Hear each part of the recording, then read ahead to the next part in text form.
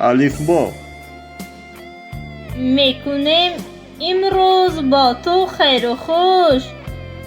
ای الفبا، ای کتاب اولین، ما ز تو حرفی نخست آموختیم، بهر ما گشتی رفیقی بهترین.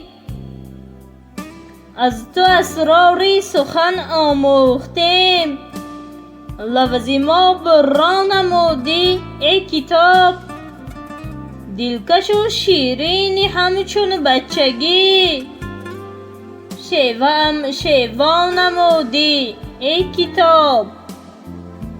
باز آموزم کتاب و فن نو، آفرین آفرین بر تو که ره بگشاده ای، مهر خود با هر ورق هر صفحه، در دل ما کودکان بنهاده ای.